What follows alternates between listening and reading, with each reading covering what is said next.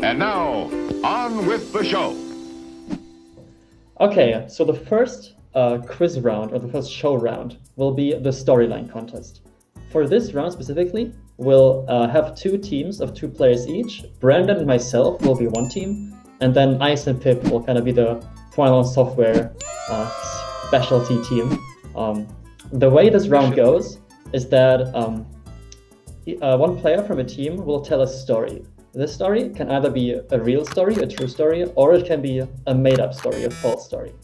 After they're finished telling their story, the other team can discuss if they think it's true or false. They can also ask up to 2 questions if they want to, and then they have to decide if they want to say, all right, your story is true or your story is false. If they guess correctly, they get a point. If they guess incorrectly, well, they do not get a point, unfortunately. So I'll start off by telling a story, and then Ice and Pip can discuss what they think about it. Okay, sound good, everyone? Everyone ready? Yeah. Yep. Perfect. Okay. Time to lie. So Yeah. time to practice my poker face. where are my sunglasses? Hello? All right. So my story happened in the year of 2017. I was a young up-and-coming player. Loved playing Fogs, as all of you might know that feeling. Was playing in a local tournament that had like 25 people in a basement. Was getting super hyped up, was about to get like top 3 for the first time, playing in loser semifinals against one of my regional friends whom I play against all the time. I'd usually win, but it was still like somewhat close, like game 15 grand finals every week. As I said before, we played in losers semifinals, and then in game 5, I was up 4 stocks to 1. I was getting super ready to fight the next players, whom I knew were like PR ranked players within the country. So I knew I had my chance. And then my opponent took a stock, and I was up 3 stocks to 1. They had like 20%. I was like, all right, this is fine. And then they got grabbed me the ledge, and I got back thrown and I died. I was like, okay, this is kind of fine, maybe a bit. And then I lost my next stock, and then I lost the set. So I got reverse 4 stocked in game 5 in losers bracket. And then I went outside because I was super sad and I didn't want people to see me nearly crying. So I walked behind the venue. And this venue was like a basement in between multiple strip clubs. So I went out there and I just like put in my headphones, listened to Linkin Park, tried to not like cry too much. And then eventually I like looked up, and one of the women from the strip clubs had walked outside and was kind of like walking towards me and like waving at me and telling me to come inside, the strip club. And I was looking at her with like tears rolling down my face and just like waving at her to go away. Like, I'm clearly doing something here. I do not have time for this woman. And then she walked away, and then like 20 minutes later, someone found me there and asked if I'm okay. And then I slowly walked back inside. I couldn't watch grand finals because it just hurt too much. Yeah, that's the story. Yeah. Do you think this is true or false? Do you have any questions for me that I might be able to answer or that I might not be able to answer? How dressed was the woman that was trying to wink you in? Still somewhat dressed. I think she had like, Okay. She was wearing like, a middle-length skirt that went onto like her knees, and then you could like see her belly button. Had like a crop top, I think it's called. I'm not sure if that's what it is. But yeah. Okay. To be fair, I wasn't really looking at her. I just saw like someone waving at me, and I couldn't make out what it was.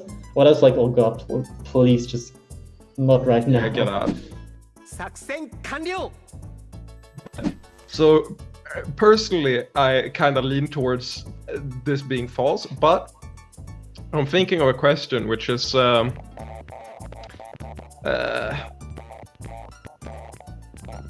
long did you sit out for? Like, how long were you outside for? I'm assuming this was like near the end of the night, right?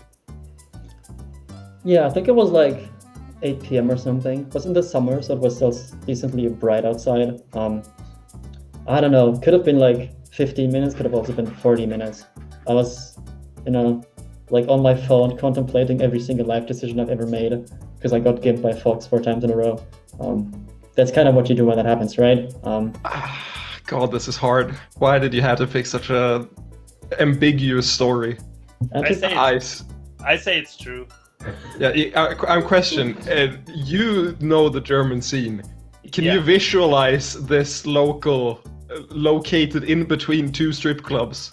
Yeah, Do you happen to be aware of the space in real life? I also know the city, and I know that in that city there can be a lot of those kind of places. So I would say it's likely, because if they were looking for a cheap venue, then it's also likely that it's going to be close to a place like that. It was a stripper, I think, right? So the story is true, but also wrong because you decided to go in. Is that what you're saying? We answer as a team. Once you say final answer, it's your final answer. Yeah. Final answer true. Final answer true. Million. And you're correct. You did it. Yeah. Oh, It was the I'm Hanover so Underground happy. venue. The venue eventually had to be shut down because it was like in the basement with only one exit. There were barely any windows, so it was like always dark and very stinky in there. And eventually, like, the fire department found out, and like there were only a maximum of like 5 people allowed in there because there are no proper exits in case of emergencies. So eventually we had to leave and get a proper venue. But until that point, we were there. I got destroyed. I went outside. I got sad, and then who was it? Who Uh, gimped you? Who hurt you?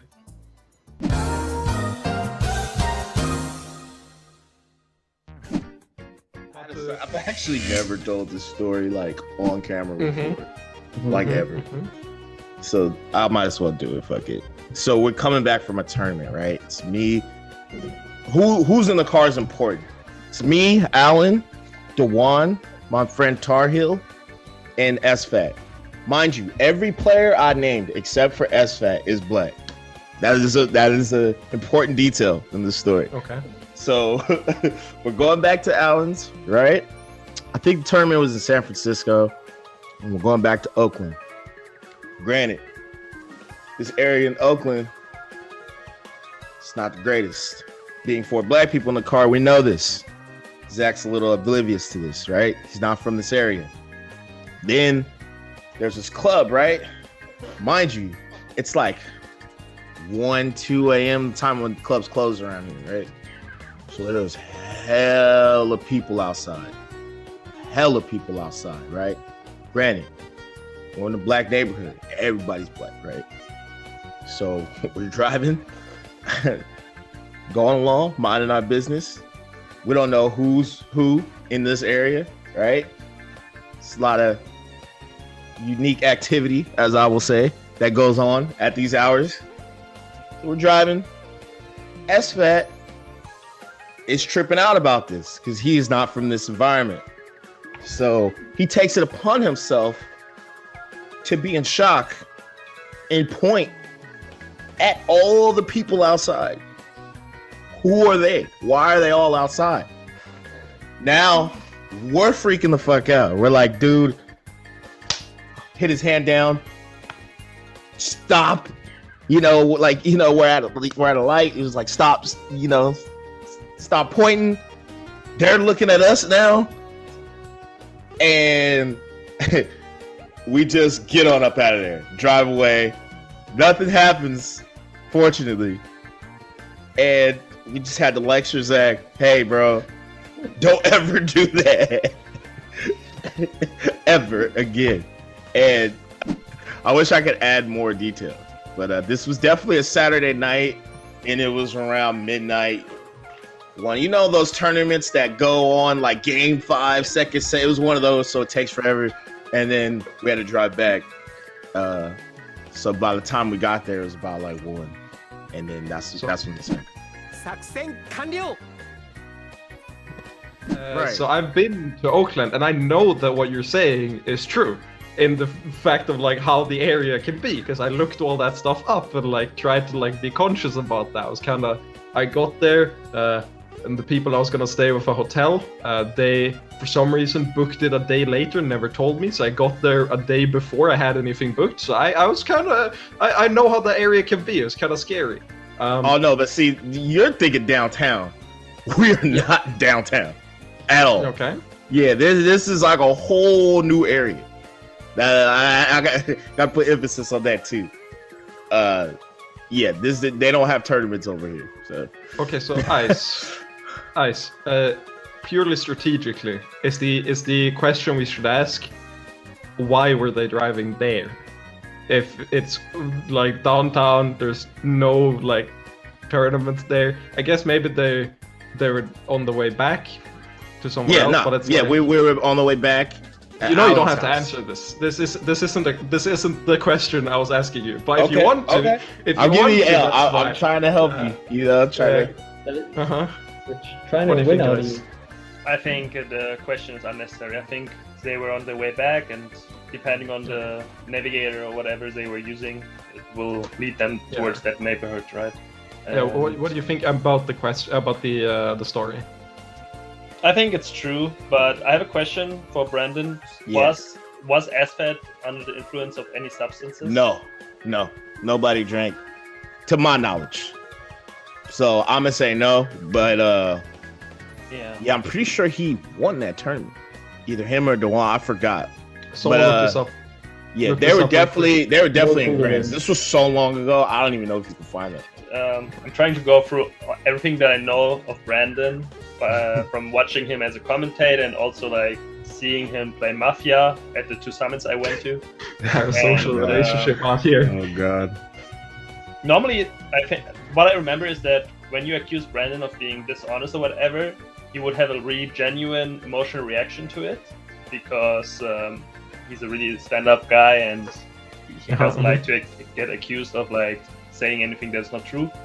And knowing SFAT doesn't really look in terms of like people's colors, gender, I would assume. So for him, it would just be a natural, reaction of being genuinely surprised by so many people are outside. Oh my god, what the fuck? Like, that's how I see it. So I would say the story is true. So I just want to mention you said like that why would you have that thing in the start? But that was exactly how I started my story. I started my story by saying I haven't told this story before. That was how I started my lie.